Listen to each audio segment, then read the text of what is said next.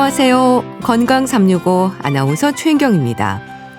손목 터널 증후군은 수근관 증후군으로도 불립니다.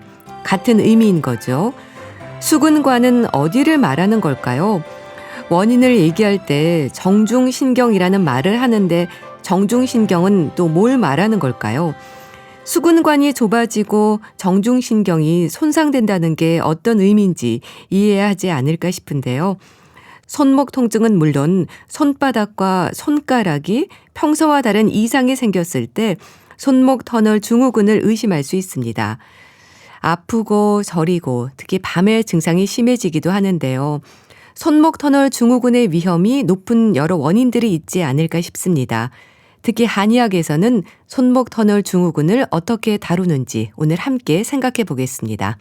건강 365 이현우의 슬픔 속에 그댈 지워야만 해 듣고 시작하겠습니다. KBS 라디오 건강 365 함께하고 계십니다. 손목 통증뿐 아니라 손가락 끝이 저리고 화끈거리는 증상으로 힘들어하는 분들이 있습니다. 특히 밤에 증상이 심해지면서 잠을 설친다는 말도 하는데요. 손목 터널 증후군을 의심할 수 있다는 지적입니다. 대부분의 질환이 그렇듯 손목 터널 증후군도 초기 치료가 중요하지 않을까 싶은데요. 경희대 한의대 침구과 김용석 교수에게 도움 말씀 듣겠습니다. 교수님 안녕하세요. 네, 안녕하세요. 네. 손목 터널 증후군, 수근관 증후군 같은 의미죠? 그렇죠. 이제 손목 터널 증후군하고 수근관 증후군은 같은 질환이거든요. 네. 수근관이라는 건 뭐냐면 수근이라는 게 손목을 뜻하는 거고요. 네. 그 관이라는 건 이제 통로를 뜻하는 그 한자어거든요. 이건 이제 현대적으로 잘 풀이해 보면 손목 터널이란 뜻이거든요. 네. 그러니까 이 터널 안에 압력이 뭐 여러 가지 이유 때문에 높아지거나 아니면 그 통로가 좁아지게 되면 그 안에 있는 정중신경이라는 게 눌리면서 나타나는 증상을 손목 터널 증후군 또는 수근관 증후군이라고 하는 거죠. 네. 수근관이 손목에 있는 관이라고 하셨는데 좀 자세히 설명해 주세요. 그 수근관이라는 게 사실 손목 안쪽에 위치한 아주 작은 통로를 말하는 거거든요. 네. 쉽게 생각하면 손목뼈하고 인대가 만들어낸 터널이다 이렇게 보시면 되거든요. 네. 그 바닥하고 옆면은 그 손목뼈들이 돼 있고요. 그다음에 지붕이 이제 횡수근 인대라고 하는 단단한 막이 위를 덮고 있는데 네. 그 좁은 터널 안으로 힘줄하고 한 개의 신경인 정중신경이 지나가는 거죠. 네.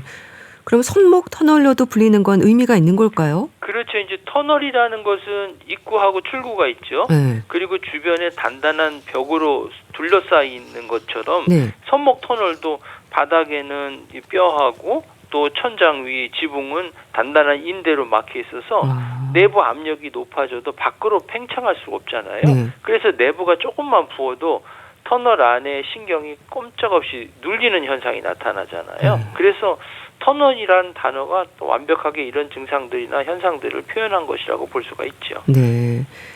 그런데 손목 터널 증후군이 흔하지 않나요? 제 주변에도 고생하는 분들이 많던데요. 그렇죠. 주변에 보시면 흔히 손목 터널 증후군 누구나 많이 호소하실 거거든요. 네. 특히 이제 현대 생활하는 사람들에서 아주 흔히 나타나는 그런 병이라고 볼 수 있는데요. 네. 왜냐하면 생활 방식하고 이게 많이 밀접해 관계가 있기 때문에 그래요.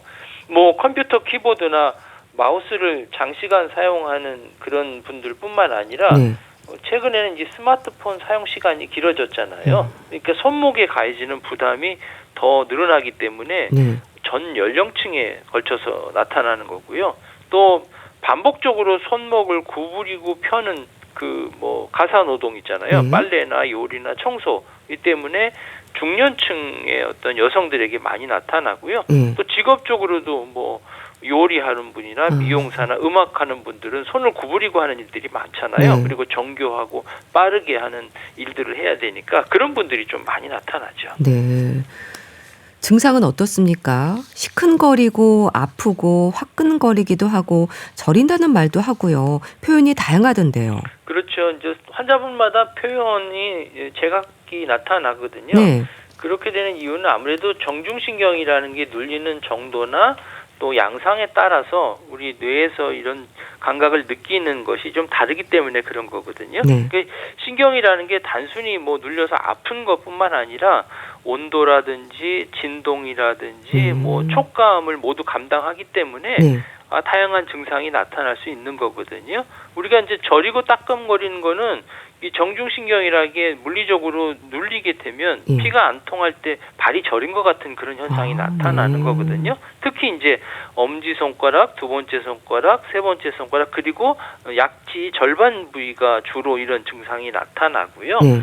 또 시큰거리는 건 아무래도 턱목 안에 힘줄에 염증이 생기면서 움직일 때마다 관절 부위가 시큰거리는 이런 통증도 생기고 네. 또 신경이 심하게 눌리게 되면 이게 이제 뇌는 아우 뜨겁다 타는 것 같다 이런 신호로 여겨지기 때문에 그런 증상들이 생기고요. 대부분 환자분들은 손가락 끝이 막 전기가 오는 것 같아요. 뭐 밤새 손이 너무 아파서 나도 모르게 자다가 손을 막 털어요. 뭐 이런 증상들을 많이 호소하시죠. 네. 초기에는 참을만 한가요? 증상에 대한 표현이 이렇게 다양한 걸 보면 심해질수록 통증이나 증상의 정도가 더해지는 것 같은데요. 그렇죠. 아무래도 이 손목 터널 증후군은 뭐 전형적인 진행성 질환이기 때문에 네. 초기에는 이 정도면 참을 만한데 하다가 병을 좀 키워지는 경우가 많거든요. 네. 대개 보면 이 초기에는 통증이 계속 되지 않고 생겼다 사라졌다 하거든요. 그래서 우리가 피곤해서 그런가 보다 이렇게 뭐 또 지난날 뭐 어제 운전을 많이 한다든지 손목이 많이 써서 또 스마트폰 오래 있어서 이런 경우 같다라고 생각하고 쉽게 지나칠 경우도 있고요. 또 터널 안에 이게 조금 더 이 압력이 오래되게 되면 통증의 강도가 세지고 빈도가 잦아지게 되거든요. 그래서 밤에 잠을 설칠 정도가 돼요. 네. 낮에는 손이 저리지만 특히 밤에 통증이 더 심해지거든요. 왜냐하면 누워있을 때 손목 쪽으로 혈액이 몰려서 터널 안에 압력이 더 높아지기 때문에 그렇거든요. 그러니까 자다가 막 주무르거나 터는 일이 생기고요. 또 지나게 되면 이 통증보다 사실 무서운 게 마비거든요. 통증보다 이제 감각이나 또는 뭐 근력이 약화되는 이런 증상들이 나타나다 보면 뭐 젓가락질이나 단추질이나 손 근육이 움직이는 이런 데 불편함을 생길 수가 있는 거죠. 네. 참 손목 터널 증후군의 증상을 생각할 때 일상의 불편이 클 것 같습니다. 어떨까요? 아무래도 사람은 손을 써야 되잖아요. 손이 모든 동작에 문제가 쓰기 때문에 거기에 문제가 생기게 되면 생각보다 스트레스가 상당히 많이 크거든요. 구체적으로 보면 손가락 끝에 감각이 무뎌지고 힘이 빠지면 우리가 일상생활할 때 지퍼 올리는 것도 잘 안 되죠. 그다음에 셔츠 단추 잠그는 것도 잘 안 되죠. 뭐 식사할 때 젓가락질도 잘 안 되니까 음식이 자꾸 떨어뜨리고 무거운 거 들다가 그릇 깨는 이런 현상도 생기게 되고요. 또 뭐 타이핑 조금만 해도 손목이 시큰거리는 거예요. 그리고 손가락이 뭐 타는 듯하게 하니까 업무도 좀 떨어지고 또 스마트폰 들고 있는 자세가 사실 뭐 손목 터널을 압박하기 때문에 짧은 메시지도 좀 보낼 수 없는 거고요. 운전할 때도 좀 힘들어지고. 근데 가장 고통스러운 거는 잠잘 때 불편한 거거든요. 밤에는 손목 터널 안에 압력이 또 높아지기 때문에 자다가 깨다가 막 손을 털고 하니까 잠을 더 못 자는 이런 현상들이 생길 수 있는 거죠. 네. 그런 불편함도 있고요. 특히 엄지손가락 쪽에 힘이 안 들어가면요. 병뚜껑 따는 일부터 불편함이 한두 가지가 아니겠어요. 그렇죠. 우리 손 기능 중에 50% 이상이 엄지가 담당하거든요. 우리가 엄지척 하듯이 엄지가 그만큼 중요한 거거든요. 왜냐하면 엄지손가락은 나머지 네 손가락하고 다 닿아요. 근데 다른 손가락은 다 닿지가 않거든요. 그래서 엄지가 중요한 거거든요. 그래서 엄지가 불편하게 하면 병 따는 동작이나 또 엄지나 나머지 손가락이 마주 보면서 뭐 강하게 물고 어떤 이렇게 움직여주는 대립 운동을 해야 되는데 이 기능을 담당하는 신경이 바로 손목 터널을 지나가는 정중신경이거든요. 그렇게 힘이 약해지게 되면 뭐 생수병이나 잼통 가는 것도 상당히 어려워지는 현상이 생길 수 있고요. 또 현관문 열쇠 이렇게 구멍 돌리고 이런 것도 힘이 부족해서 어려운 증상을 생기고 접시를 자꾸 떨어뜨리는 이런 현상도 생길 수 있는 거죠. 네. 참 그렇게 손에 통증이 있으면 힘을 주기가 어렵잖아요.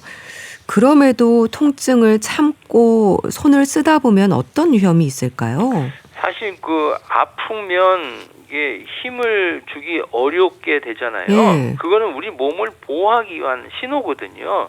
그 신호를 무시하고 정신적으로 참고 내가 계속 손을 사용하는 거는 우리 몸에 보내는 경고를 무시하는 거나 마찬가지거든요.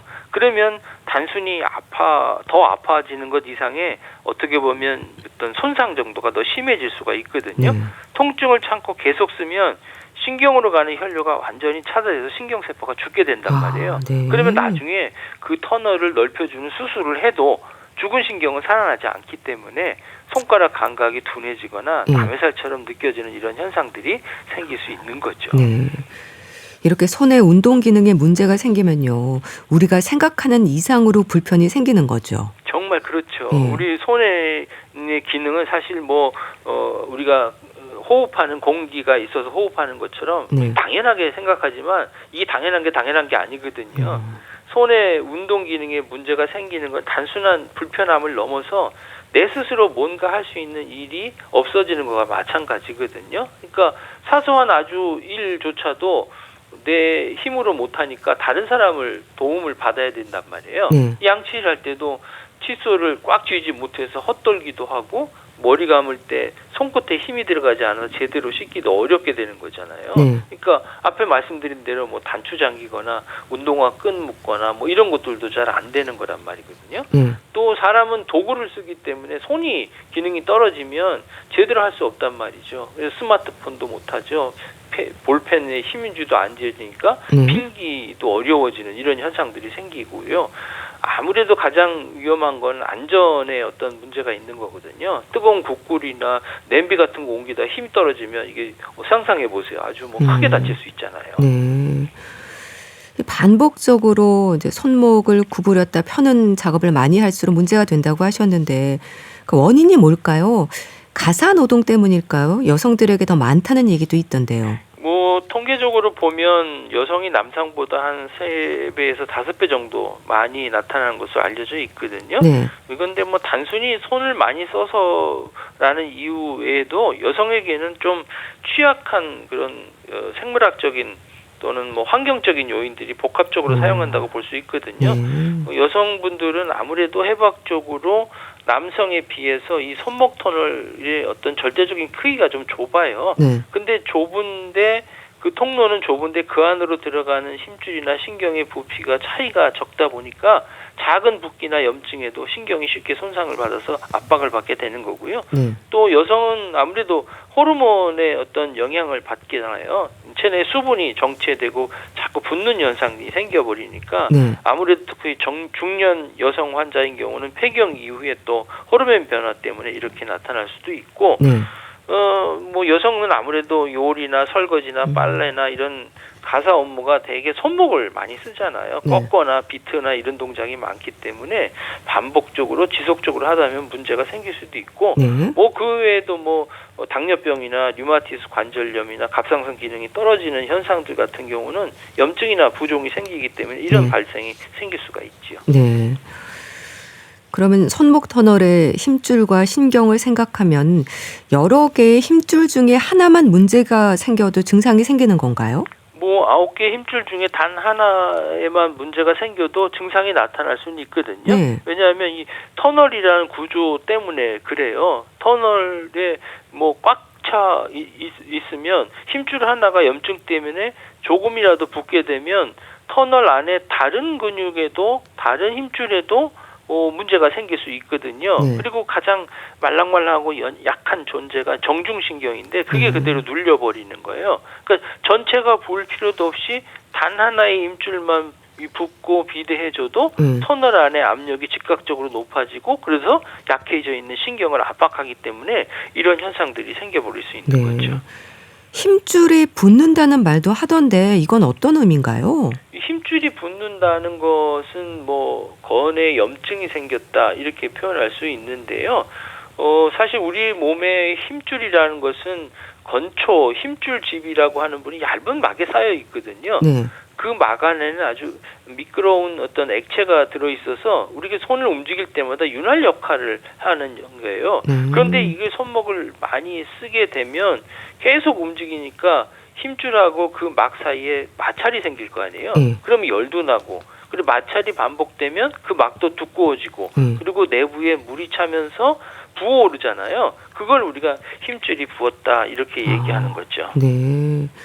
결국 정중신경이 눌리는 게 손목 터널 증후군의 가장 큰 문제가 되는 건가요? 그렇죠. 손목 터널 증후군의 시작과 끝은 바로 이제 정중신경이 얼마나 또 어떻게 또 눌렸느냐의 문제라고 볼 수 있는 거거든요. 네. 뭐 힘줄이 붓거나 인대가 두꺼워지는 원인뿐만 아니라 우리가 느끼는 고통과 기능 장애라는 결과를 만드는 주인공이 바로 이 정중신경이기 때문에 그렇거든요. 네. 방치가 될수록 증상은 더 심해진다고 하셨는데요. 손목 터널 증후군으로 인해서 손가락 관절에 변형이 오기도 하나요?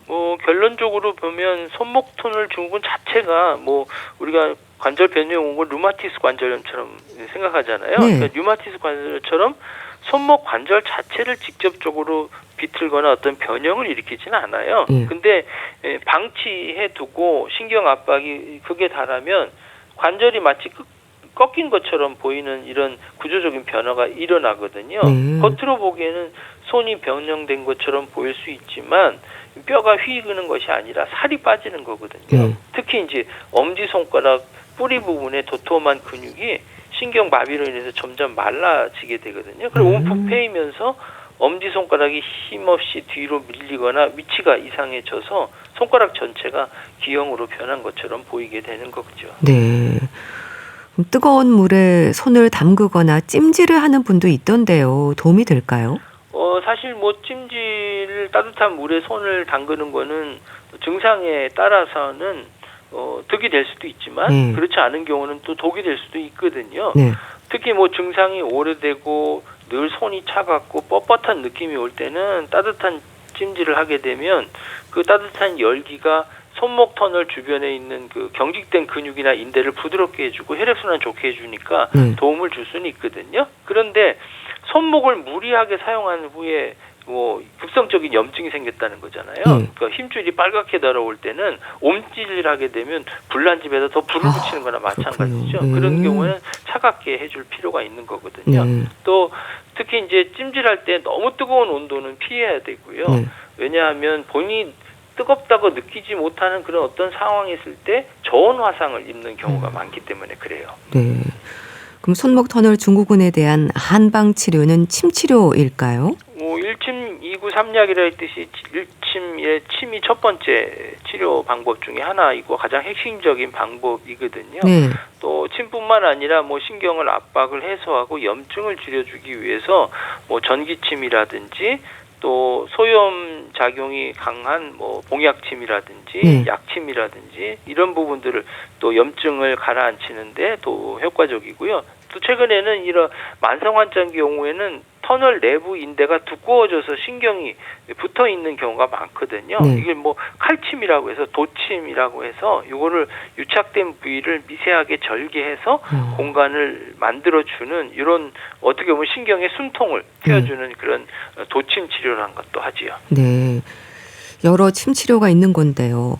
침 치료를 얼마나 받아야 하나요? 오랜 기간이 필요한가요? 보통 침 치료의 기간은 이제 환자분의 증상이나 상태에 따라서 달라지거든요. 초기냐, 중기냐, 말기냐에 따라지고 또 평소에 손목량을 얼마나 쓰느냐에 따라 다르기 때문에 조금 달라질 수는 있지만 일반적으로 집중 치료기는 보통 한 4주 내지 8주 정도 보거든요. 신경 어떤 붓기를 가라앉히고 통증을 제어하는 데 집중하는 치료인데 그 치료 기간은 뭐 그렇고 횟수는 뭐 주 2, 3회 정도 이틀에 한 번씩 이렇게 해주고요. 그러면 뭐 첫 번째, 두 번째 주차 정도 치료하게 되면 밤에 절여서 깨는 증상이 먼저 줄어들고 그 다음에 이제 4주 정도 지나면 낮에 통증이나 뻣뻣한 이런 감도 완화되는 것을 볼 수가 있지요. 네. 아무래도 손목에 문제가 있는 거니까요. 침은 손목에 맞는 건가요? 우리가 치료해서 아프면 아픈 부위에 손이 가잖아요. 네. 침도 마찬가지예요. 아프면 그 아픈 부위에다가 침을 놓고요. 네. 그 아픈 부위를 지나가는 부위와 관련돼 있는 경락에 조금 손이나 발, 멀리 있는 쪽에도 같이 좀 치료를 하게 되거든요. 네. 왜냐하면 우리 몸은 그 손목만 있는 게 아니라 서로 연결이 돼 있기 때문에 같은 그런 경락선상에 있는 혈들을 치료하게 되는 거죠. 네. 이런 침 치료 외에 어떤 치료가 또 필요할까요? 뭐 한의학에서는 뭐 앞에 말씀드린 약침이라든지 도침 이런 거 치료도 하지만 일반적으로 우리가 밤에 이제 손목 보호대 같은 것들을 쓰게 되거든요. 네. 가장 손쉽기도 하고 또 강력한 치료 방법 중에 하나인데요. 우리가 자는 동안에 보면 무의식적으로 손목을 꺾잖아요. 네. 그리고 가슴 아래쪽으로 깔고 자거든요. 아. 그러면 어떻게 돼요? 터널 안에 압력이 높아져서 그렇겠네요. 신경에 압박이 될 수 있잖아요. 그래서 밤에만이라도 손목을 평평한 상태로 고정시켜주는 손목 보호대 같은 것들을 차고 자면 신경이 밤새 충분히 쉴 수 있어서 뭐 통증이나 저림이 조금 줄어드는 이런 현상도 생기고요. 네. 아주 뭐 통증이 심한 경우라면 의과에서 뭐 약물 치료라든지 또 주사요법이라든지 또 심하면 뭐 수술요법도 하실 필요가 있는 거죠. 네. 그런데 치료 중에도 손을 안 쓸 수는 없잖아요. 손목 터널 증후군의 증상을 완화하기 위해서 신경 써야 하는 부분은 어떤 게 있을까요? 사실 손이라는 거 잠자는 거 외에는 쉴 새 없이 쓰잖아요. 그렇죠. 그리고 그러니까 치료 중에도 아예 안 쓰는 게 사실 불가능하죠. 네. 그래서 이제 얼마나 안 쓰느냐 또 어떻게 쓰느냐가 치료를 성패를 가능한 거라고 볼 수 있겠고요. 그리고 또 치료 중에 손을 쓰더라도 신경의 압박을 최소화할 수 있는 그런 자세를 취할 필요가 있거든요. 네. 그래서 신경이 가장 편한 자세는 손목이 위아래로 꺾이지 않고 팔뚝하고 손등이 일직선이 되는 상태예요. 그러니까 우리가 많이 발생되는 게 마우스 많이 써서 생기는 거고 네. 키보드 많이 써서 생기잖아요. 그러니까 손목이 책상 바닥에 직접 누리지 않게 푹신한 받침대 써주고 또 스마트폰은 또 폰을 들고서 엄지로만 화면을 올리지 마시고 또 턱을 개거나 잘 때 손목을 가슴 안쪽으로 굽히는 자세는 신경을 가장 세게 누르는 그런 동작이기 때문에 피해야 되고요. 또 엄지나 검지 끝으로 무언가를 세게 짚거나 또 비트는 동작을 하게 되면 터널한 힘줄이 가장 많이 붙게 돼요. 그래서 뭐 손가락 힘만 쓰지 말고 또 병뚜껑이나 무거운 커버할 때도 손바닥 전체로 감싸지는 이런 방식을 하고 너무 얇은 펜을 쓰게 되면 손가락에 과도한 힘을 주게 되거든요. 그거 좀 피해 주시고 또 오랫동안 작업을 하실 때는 중간중간에 좀 쉬었다가 작업을 해주시는 것이 도움을 줄 수 있고 한 가지 더 주의할 건 뭐냐면은 또 이건 의외로 놓치기 쉬운 부분 중에 하나인데요. 찬바람 조심하셔야 돼요. 차게 되면 수축이 많이 되잖아요. 특히 이제 선풍기나 에어컨 찬바람이 손목에 직접 닿게 되면 혈관이 수축해서 통증이 더 심해질 수 있거든요. 그래서 여름철이라도 실내에서는 손목 보호대 착용하면서 적정 온도를 유지하는 게 필요하죠. 네. 손목 터널 증후군을 의심할 수 있는 증상도 짚어주세요. 특히 이제 정중신경이 지배하는 영역이 손 전체가 아니라는 걸 좀 이해하시면 지금 뭐 불편하고 있는 것이 손목 터널 증후군인지 아닌지를 명확하게 구분할 수 있거든요. 특히 이제 정중신경은 엄지, 검지, 중지 그리고 약지 절반 요 세 손가락 반 정도이 가장 큰 문제가 생기고 특히 엄지하고 약지 안쪽이 가장 많이 저리고 아픈 거거든요. 그러니까 새끼손가락이 저리다 그러면 이건 손목 터널 증후군하고 조금 다른 것으로 생각해야 되고 또 손목 터널 증후군은 낮에는 손을 움직이느라 잘 모르다가 가만히 누워 있거나 밤에 되거나 되면 통증이 더 심해져서 손을 터는 현상들이 생기면 이것도 손목 터널 증후군을 의심해 볼 수 있고요. 또 아침에 일어나면 손이 통통 부은 것 같고 손끝 감각이 둔해져서 세수할 때 뭐 얼굴에 닿는 손의 느낌이 이상하다. 손목 단추장극이나 젓가락이 더 서툴러진다. 또 나도 모르게 힘이 풀려서 컵이나 스마트폰을 툭툭 떨어뜨린다. 이러게 되면 이런 증상을 의심해 볼 수 있는 거죠. 네, 알겠습니다. 오늘은 손목 터널 증후군의 원인과 한방 치료에 대해서 알아봤는데요. 경희대 한의대 침구과 김용석 교수와 함께했습니다. 감사합니다. 네, 감사합니다. KBS 라디오 건강365 함께하고 계신데요. 유재하의 내 마음에 비친 내 모습 듣고 다시 오겠습니다. KBS 라디오 건강 365 함께하고 계십니다. 건강책 정보 북컬럼니스트 홍순철 씨와 함께합니다. 어서 오세요. 네, 안녕하세요. 오늘 소개해 주실 책은요. 제목이 글쎄요. 내 가게에 부모님을 고용했습니다. 입니다. 부모님 가게에서 자녀가 일을 하는 게 아니라 그 반대인 거죠? 무슨 내용일까요? 그렇습니다. 제목을 보면 호기심이 생기는데요. 네. 내 가게에 부모님을 고용했습니다. 사실 말씀하신 것처럼 보통 부모님 가게에서 자녀들이 일을 하는데 고용이 그러니까요. 돼서 요즘은 이렇게 좀 새로운 형태의 뭐 대한가족이라든가 네. 가족 공동체들이 생겨나고 있는 것 같아요.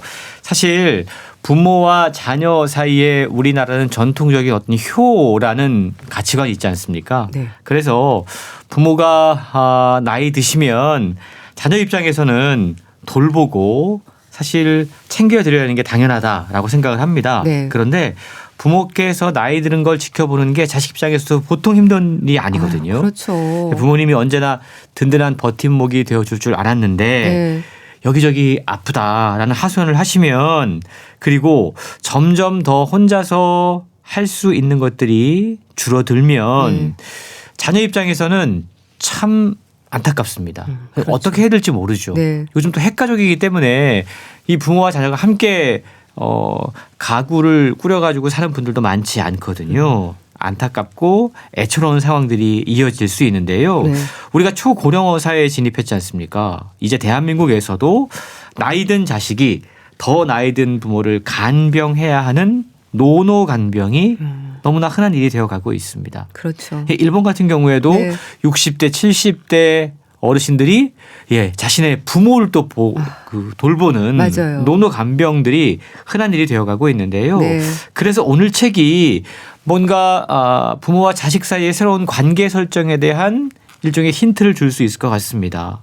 내 가게에 부모님을 고용했습니다. 효도도 부양도 아닌 지속 가능한 동료 가족의 탄생이라는 부제가 적혀 있습니다. 네. 이 책이 지난 3월 중순에 출간됐는데 네. 출간되자마자 주요 서점 베스트셀러 목록에 올라가 있어요. 아, 네. 그리고 실제로 서울의 한 동네에서 벌어지고 있는 일이기 때문에 흥미롭고 또 비슷한 고민을 하고 있는 분들이 읽고 나도 한번 도전해 볼 수 있을까라는 생각이 들 만한 책이어서 생동감 있게 진지하게 읽히는데요. 네. 나이 든 자녀와 더 나이 든 부모 사이의 관계 설정에 대한 가능성을 엿볼 수 있다는 거죠. 이 책은 나이 들어서도 서로가 서로의 소중함을 깨닫는 부모와 자녀의 감동적인 이야기가 소개가 되고 있는데요. 네. 딸 그리고 엄마 아빠 모두 없어서는 안 되는 경제 공동체의 탄생 이야기입니다. 각자의 능력을 10분 발휘하면서 네. 서로 시너지를 내고 있는 동료 가족의 이야기를 읽다 보면 처음에는 호기심이 생기는데 네. 감동으로 바뀌고요. 네. 이 감동이 인해 부러움으로 바뀌는 걸 경험할 수가 있습니다. 네. 지속 가능한 동료 가족의 탄생이라는 말이 참 신선한데요. 새로운 경제 공동체의 탄생, 동료 가족의 고군분투라는 표현을 쓰셨습니다. 가족 사이에 어떤 일이 벌어지고 있는 건가요? 사실 우리가 건강 프로잖아요. 네. 이 책 같은 경우는 정말 건강한 부모 자녀와의 관계를 살필 수 있는 책이었습니다. 아, 그렇군요. 제가 최근에 읽은 책들 가운데 네. 사실 요즘에는 부모와 자녀 사이에 여러 가지 갈등들 이런 것들이 우리 사회에 또 다른 문제로 등장을 하고 있는데 이 책을 읽어보면 네. 이런 가족 공동체가 가능하구나라는 생각을 하게 되는데요. 네. 먼저 이 책을 쓴 최윤선 씨는 패션 디자이너로 일하다가 네. 2022년부터 부모님을 동료로 삼고 서울 연희동에 한국식 술집을 운영하고 있습니다. 또또라는 이름의 선술집인데요. 네. 이게 가게 이름이기도 하지만 저자의 어릴 적 별명이기도 했다고 그럽니다. 그렇군요. 사실 제가 이 책 이야기를 하니까 주변에 네. 또또란 별명을 가졌던 분들이 많이 계시더라고요. 이분이 또또라는 별명을 갖게 된 이유는 네. 집안의 장손이었던 아빠가 네. 산부인과에서 둘째가 또 딸인 걸 알고 나서 말을 더듬었답니다. 또 딸이야. 아이고. 예, 그래서 예, 집에서 처음에 태어났을 때 또또라고 불렸는데 자라면서는 네. 똑똑해서 또또라고 불렸고 네. 또 강아지처럼 귀여워서 또또라고 불렸다고 그럽니다. 네. 그리고 나중에 엄마 아빠가 포장마차를 하게 됐을 때 그 또또라는 이름으로 포장마차를 시작을 했던 거죠. 네. 책에는 이렇게 자신의 어린 시절 이야기부터 시작해서 20살 무렵에 공터에서 엄마 아빠가 포장마차를 시작했던 이야기, 네. 그리고 엄마의 암 진단과 투병 이야기, 네. 그리고 고향인 평택에서 어려움을 겪고 있는 부모님을 과감하게 용감하게 서울로 모셔와서 동료로 고용을 하고 장사를 시작한 이야기. 또또라는 새로운 공동체가 탄생한 이야기를 소개하고 있는데요. 네. 처음엔 엄마 아빠가 진 빚을 갚아야 된다라는 사명감으로 시작했던 가게가 어느덧 입소문을 듣고 찾아온 사람들로 북적이고 있다고 그럽니다. 네. 이 가게에는 몇 가지 특별한 것들이 있는데요. 네. 일단 혼자 가던 여럿이 가던 가서 자리를 잡고 앉으면 반찬 잡채가 나온다고 그럽니다. 아이고. 사실 이게 잡채를 식당에서는 일반적으로 내놓기 힘든 반찬이잖아요. 손이 많이 가거든요. 그렇죠.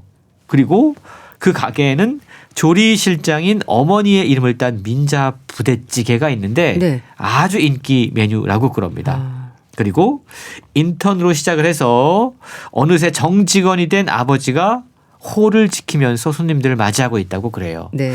아버지가 처음에 인턴으로 시작했던 이유도 책에 소개가 되고 있는데 네. 엄마는 당연히 정직원이었다고 그럽니다. 일 잘할 수 있을 거라고 믿었기 때문에. 네. 근데 아빠한테는 믿음이 안 갔던 거예요. 아이고. 그래서 인턴으로 시작해서 네. 정직원이 됐습니다. 그리고 여기에 편안한 분위기와 제철 음식에 매력을 더하는 단골 손님들까지 더해지면서 이 또또라는 가게가 단순한 식당을 넘어서 사람들이 머무는 건강한 대화를 나누는 공동체로 재탄생하게 됐던 것이죠. 재밌네요.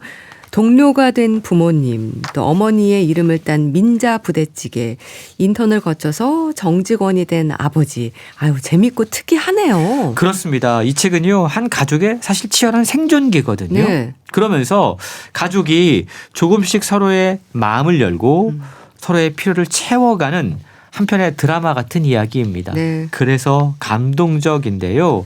김치를 담그는 한국식 선술집으로 네. 이미 그 동네에서 아주 힙한 장소로 이름이 나서 네. 사람들이 몰려들고 있다고 그럽니다. 요즘엔 손님들이 워낙 많아서 대기까지 있다고 그러는데요.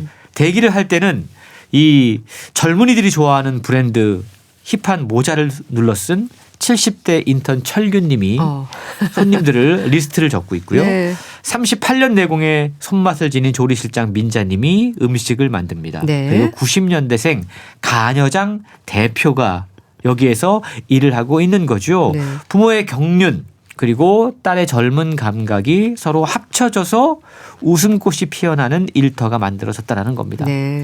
이 이야기는 앞서 설명드린 것처럼 네. 우리가 보통 부모와 자녀의 삶을 효도 또는 희생이라는 단어를 가지고 설명하려고 하지만 네. 이 책의 저자인 딸은 그런 고리타분한 일방적인 사랑과 희생을 감내할 수 없다라고 이야기합니다. 네. 그리고 이미 부모와 자녀가 서로 따로 떨어져서 각자의 인생을 살아야 하는 시대에 조선시대의 효 개념은 더 이상 현대사회에서 통하지 않는다라고 이야기를 해요. 그래서 부모도 살고 나도 살아야겠기에 네. 다소 계산적이지만 자신이 차린 가게에 부모님을 고용하기로 한 거죠.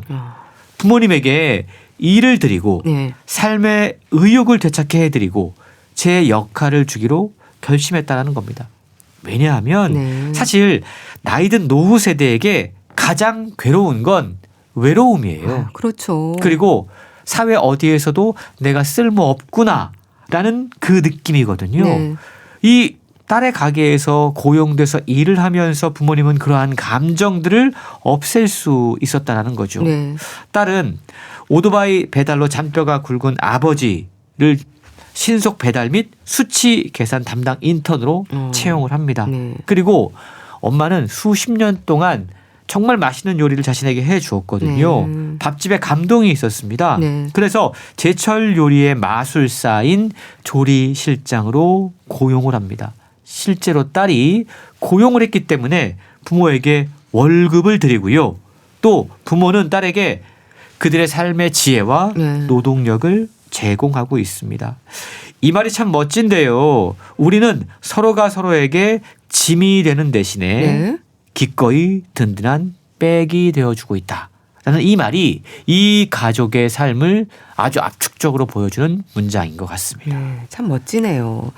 그러니까 외로움과 쓸데없음의 복합적인 감정을 갖게 되는 노년의 마음을 알아주고 또 의욕을 되찾아주는 일을 함께 했다는 거잖아요. 참 딸이 대단한 것 같아요. 그렇습니다. 사실 딸도 처음부터 이런 생각을 했던 건 아니에요. 네. 근데 어릴 때부터 가난한 집안에서 태어나서 정말 치열하게 공부하면서 서울로 올라와서 나름 좋은 직장에서 또 즐겁게 일을 시작했다고 그럽니다. 근데 패션 디자이너의 일을 하면서 직장에서 치이면서 예. 자신의 자존감이 한없이 무너지고 있는 걸 발견한 거예요. 그래서 딸은 예. 더 이상 내가 이런 식으로 살 수 없겠다라는 생각을 해서 가게를 차립니다. 그리고 가만 보니 부모님도 아무 할 일 없이 고향에서 빚은 잔뜩 있는데 네. 그냥 방법이 없으니까 하루하루 무력하게 살고 있더라는 거죠. 그래서 이러한 새로운 공동체가 만들어진 건데요. 저자는 이렇게 고백을 하고 있습니다. 네. 벤더, 세일즈, MD, 디자이너 등을 거쳤지만 결국 진득한 무엇이 되지 못했다고 자책했던 지난날이 떠올랐죠. 그런데 네. 또또를 시작하고 가족을 책임지기 시작하면서 모든 실패의 여정은 언젠가 쓸모를 갖는다고 믿게 되었어요. 네. 우리 가족은 모두 실패의 경력직이었으니까요. 라는 표현을 하고 있는데요. 일을 한다는 것, 특히 부모와 자녀가 한 공간에서 함께 일을 한다는 게 말처럼 쉬운 일은 아닙니다. 그렇죠. 특히 부모님이 식당에서 서빙을 봐요. 네. 얼마나 동작이 굼뜨겠습니까? 그리고 젊은 세대들이 하는 이야기 말귀를 못 알아들을 수 있거든요. 네. 센스가 바닥일 수 있습니다. 하지만 딸은 가족 동료들의 장점을 살리고 네. 단점을 최대한 눈 감는 방식으로 각자가 잘할 수 있는 일, 매력이 무엇인지를 찾아서 적절하게 배치했다고 그럽니다. 그리고 지금은 소문이 나서 나름 좋은 어떤 직장이 되어가고 있는 건데요. 네. 분명 부모와 자녀가 사랑의 관계예요. 근데 공과 사를 분명하게 구분했다고 그럽니다. 그랬군요. 어느 날 네. 인턴 직원이 와가지고 네. 꽉 막혀서 답답한 주방 환경에서 일하는 조리실장의 환경에 대해서 아주 냉정하게 비판하더랍니다. 네. 그러니까 아빠가 엄마 왜 저런 데서 일을 시키냐라고 얘기한 거죠. 네. 조리실장이 더위 많이 타는데 네. 숨이 막혀서 헉헉거린다. 왜 아무 조치를 취해주지 않냐라고 네. 하면서 직원 입장에서 아주 심하게 항의를 했는데 네. 그 말을 듣고 밖으로 나가서 꺼이꺼이 울 수밖에 없었다라고 저자는 고백하고 있습니다. 네. 사랑의 관계지만 공과 사는 분명히 했다는 게 참 와닿았는데요.